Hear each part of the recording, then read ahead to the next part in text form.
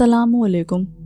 दुनिया की तारीख में कुछ ऐसी तंजीमें भी गुजरी हैं जिन्होंने ताकत, दौलत और राजों की ऐसी दास्तानें छोड़ी जिन पर आज भी दुनिया हैरान है। इनमें से सबसे पुरस्कार नाम नाइट टेम्पलर का है। ये एक ऐसी फौजी तंजीम जो अचानक उभरी, तेजी से ताकतवर बनी, बादशाहों से बरतर हो गई और फिर एक साजिश ने उसे मिटा दिया। लेकिन इनकी मौत के बाद भी इनसे जुड़े राज ख़त्म न हुए। क्या वाकई नाइट टेम्पलर ने हज़रत सुलेमान अलैहिस्सलाम की कुर्सी के नीचे से कोई खुफिया इल्म या ममनुआ किताब हासिल की? क्या इनकी दौलत और ताकत के पीछे कोई छुपा हुआ राज था? और इनकी असल कहानी क्या है? आए आज हम हकीकत और अफसाने के इस जाल को खोलते हैं। नाइट टेम्पलर एक फ़ौजी और मजहबी तंजीम थी। 1128 ईस्वी में इन बचे कुचे यहूदियों ने मिलकर इस तंजीम की बुनियाद रखी। नाइट टेम्पलर के बानी एक फ्रांसीसी नाइट ह्यूजडी पाए थे। उन्होंने अपने चंद साथियों के साथ मिलकर अहद किया कि वो बैतुल मक़दस जाने वाले ईसाई ज़ायरीन की लुटेरे और दुश्मनों से हिफाजत करेंगे। यानी बज़ाहिर ये एक सिक्योरिटी कंपनी बनाई गई थी, मगर दर हकीकत इनका मकसद हैकल सुलेमानी के मलबे तले मौजूद जादुई किताब को तलाश करना था, जिनके ये लोग कभी तालिब इल्म रहे थे और ये निहायत शातिराना अंदाज से इसमें कामयाब भी हो गए। क्योंकि 1860 ईस्वी में बरतानिया के 2 इंजीनियर ने हरम शरीफ के नीचे खुदाई की ताकि कुछ सर्वे कर सकें, तो वहाँ उन्हें सुरंगों का एक जाल नजर आया जो इन नाइट टेम्पलर ने खोदी थी ताकि हैकल के खंडरात से वो नायाब जादुई किताब ढूंढ सकें। वो ये नायाब और जादुई असरात वाली किताबें ढूंढने में कामयाब हो गए जिनको हज़रत सुलेमान अलैहिस्सलाम के दौरे हुकूमत में शैतान पढ़ा करते थे, जिनमें काले जादू और पुरअसरार रसूमात का तमाम इल्म था। इन सब किताबों को हासिल करके इनकी गैर मामूली ताकतों का फ़ायदा उठाकर दुनिया पे हुक्मरानी करना इन नाइट टेम्पलर का मकसद था। ये लोग ईसाइयों के साथ मिलकर सलेबी जंगों में भी शामिल होते रहे और ख़ुद को इन्हीं का हिस्सा यानी ईसाई ज़ाहिर करके दुनिया पे हुक्मरानी की ख्वाब भी देखते रहे।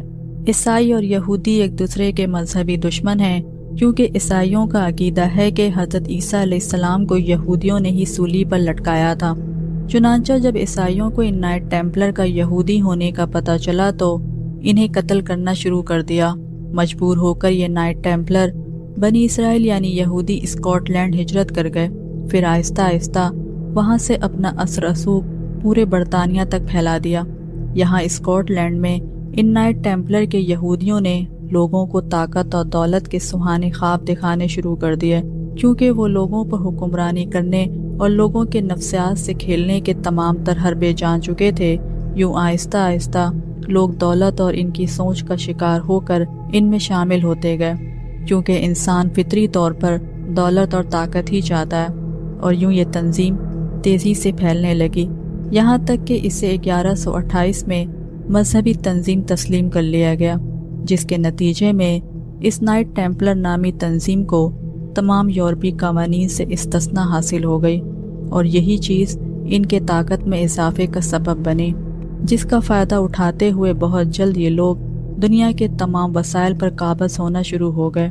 यहाँ तक कि जायदादें, किलों, जागीरों और दुनिया भर के वसाइल पर कब्जा करने लगे। ये तंजीम दुनिया भर के तरबियत याफ्ता और तजुर्बेकार लोगों पर मुश्तमिल हो गई।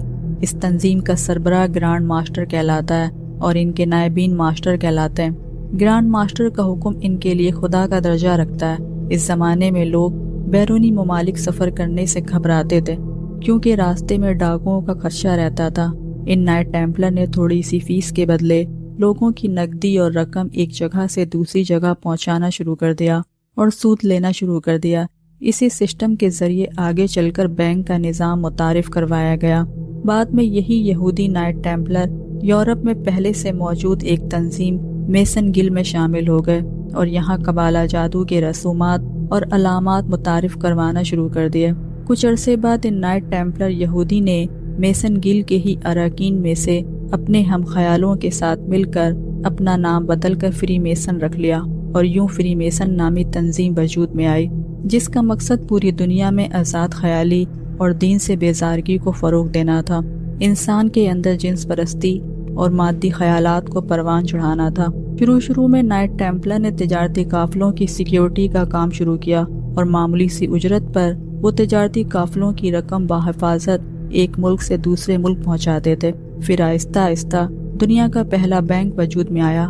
چنانچہ اسی چیز کو آگے بڑھاتے ہوئے اس تنظیم نے یورپ میں جنگوں کو بڑھایا اور سودی کاروبار یعنی بینکنگ اور عالمی مالیاتی ادارے IMF بنا کر دنیا کی معیشت کو کنٹرول کرنے کا طریقہ متعارف کروایا، کیونکہ پوری دنیا کو کنٹرول کرنے کا واحد طریقہ اس کی معیشت کو کنٹرول کرنا ہے۔ ان تنظیموں نے ایک تیر سے دو شکار کر کے مغرب میں جنگ کروا کر مذہبی بیزارگی کو فروغ دیا اور دوسری طرف ان دہشت گردوں کو ختم کرنے کے لیے اپنے ہتھیار بیچ کر اربوں پتی بن گئے۔